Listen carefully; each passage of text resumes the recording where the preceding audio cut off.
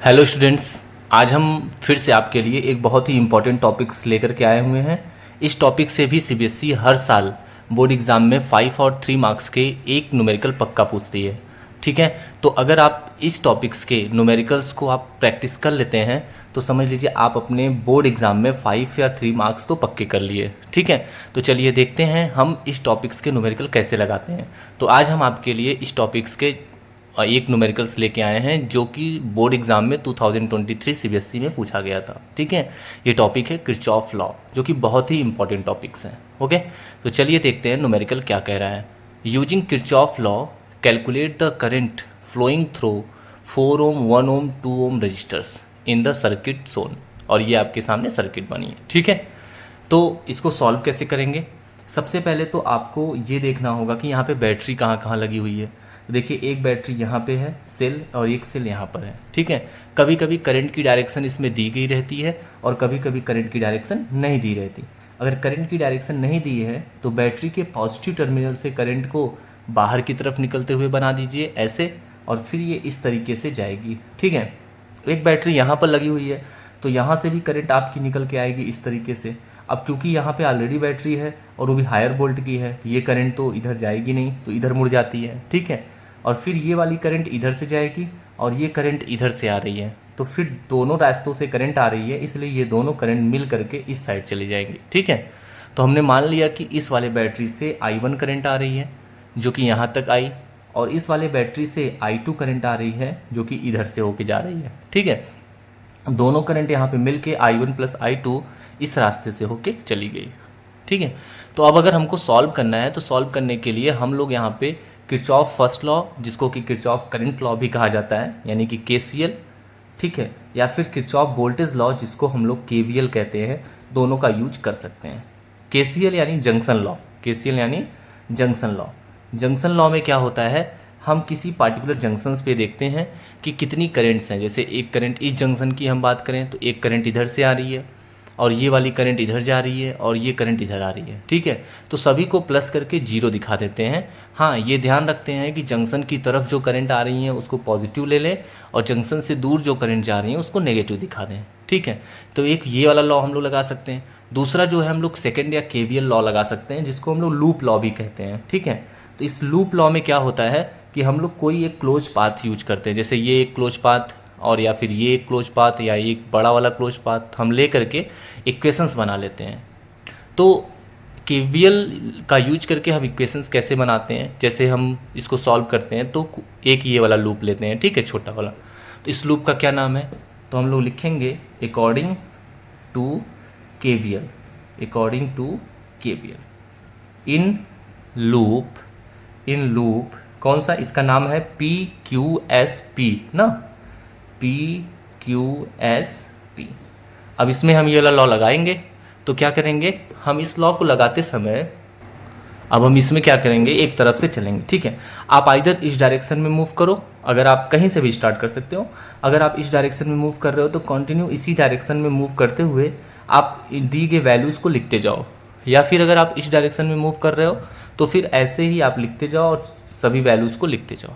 Rule क्या है, एक तरफ हम इक्वल के एक साइड जो है वोल्टेज को लिखते हैं कि जहाँ जहाँ इस लूप में, इस पार्टिकुलर लूप में जहाँ जहाँ वोल्टेज दिया होगा उसको लिखेंगे, और इक्वल के दूसरे साइड हम रजिस्टेंस और करंट का मल्टीप्लाई करके लिखेंगे। ठीक है, तो चलिए हम यहाँ P से स्टार्ट करते हैं। तो मान लीजिए हम इधर से ऐसे चल रहे हैं, तो पहले हमको मिला क्या, रजिस्टेंस 4 ओम, और इसमें करंट कितनी जा रही है, I1, तो हम इसका मल्टीप्लाई करके यहाँ लिख देंगे। ठीक है, 4I1, क्लियर।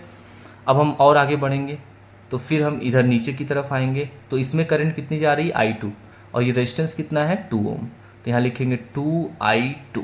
एक बात का ध्यान रखेंगे, आप अगर जिस डायरेक्शन में जा रहे हैं अगर करंट उसी डायरेक्शन में जा रही है तो आप इसको पॉजिटिव लिखेंगे, और लेकिन अगर आप जिस डायरेक्शन में मूव कर रहे हैं करंट उसके अपोजिट हुई तो आप नेगेटिव वो यूज करेंगे। ठीक है, तो देखिए हम इस वाले साइड में जा रहे थे तो करंट जिस डायरेक्शन में जा रही है हम उसी डायरेक्शन में जा रहे हैं, इसलिए इसको पॉजिटिव लिखा। लेकिन जब हम इस वाले साइड में मुड़ रहे हैं तो यहाँ पे हम नीचे की तरफ जा रहे हैं, लेकिन करंट कहाँ जा रही है, ऊपर की तरफ, इसलिए हम इसको नेगेटिव टेकन करेंगे। ठीक है, अब देखिए इस लूप में कहीं भी रेजिस्टेंस नहीं है तो छोड़ देंगे। अब इक्वल का साइन लगाएंगे। अब हम लोग बैटरी देखेंगे, सेल यहाँ पर एक जगह पे सेल यूज की है, तो सेल का क्या करेंगे कि अगर आप नेगेटिव टू पॉजिटिव जा रहे हैं तो पॉजिटिव यूज करेंगे, अगर आप पॉजिटिव टू नेगेटिव आ रहे हैं तो आप नेगेटिव यूज करेंगे। लेकिन क्योंकि आप इस रास्ते से जा रहे थे और जाते समय आपको पहले नेगेटिव पड़ेगा फिर पॉजिटिव पड़ेगा, इसलिए आप इसको पॉजिटिव लिखेंगे 10 वोल्ट। क्लियर? ये आपका इक्वेशन नंबर फर्स्ट बना सकते हैं। आप इसको ईजी कर सकते हैं, जैसे 2 कॉमन लेके कट जाएगा तो ये आ जाएगा आपका 2i1 minus i2 equal to 5। ये हो गया इक्वेशन नंबर फर्स्ट। अब इसी तरह से हम इस सेकंड वाले लूप में हम लोग KVL अप्लाई करेंगे। ठीक है, कितने हम लोग लूप यूज करेंगे और कितने इक्वेशंस बनाएंगे तो ये डिपेंड करता है कि आपके पास कितनी अननोन वैल्यूज़ हैं। जैसे हमारे पास सभी रजिस्टर में करंट निकालनी है, तो i1 और i2 अगर हमको पता चल जाएगा तो सभी रजिस्टर्स की करंट मिल जाएंगी। तो इसलिए हमारे पास 2 अननोन वैल्यू हैं i1 और i2, तो कम से कम हमको 2 इक्वेशन तो बनाने ही पड़ेंगे। ठीक है, चलिए अब सेकंड इक्वेशन बनाते हैं। हम लोग लूप लेंगे ये वाला QRSQ। ओके, हम लोग यहाँ लिखेंगे from KVL using loop QRSQ। Clear? ये वाला लूप यूज करेंगे।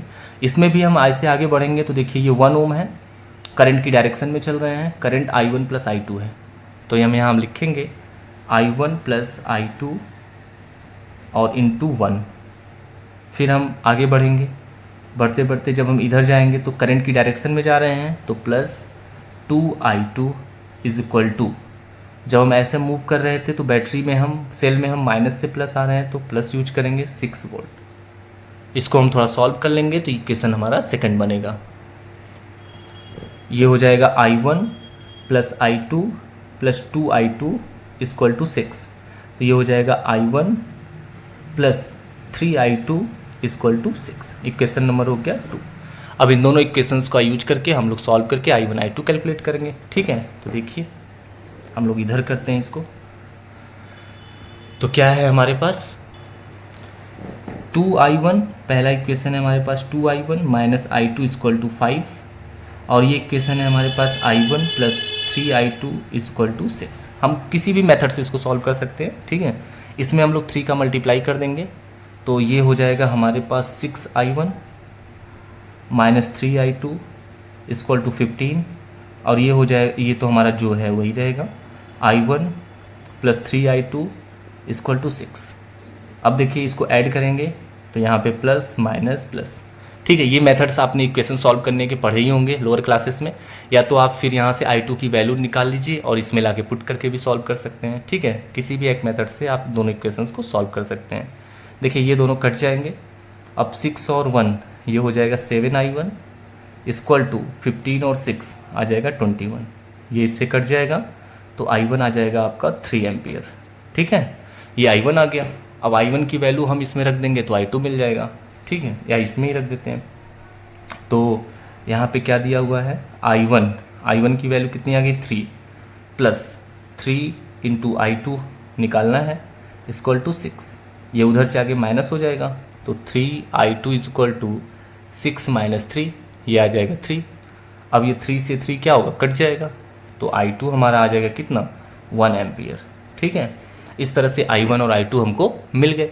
अब सभी रेजिस्टेंस की हमको करंट चाहिए, तो हम देखेंगे किस किस रेजिस्टेंस में करंट कितनी कितनी जा रही है। ठीक है, ये देखिए, तो जैसा कि आपने ऊपर देख लिया, ऊपर क्या मिला हमको, ऊपर मिला हमको i1 जो है वह 3 एम्पियर मिला और जो i2 मिला वह 1 एम्पियर मिला। क्लियर?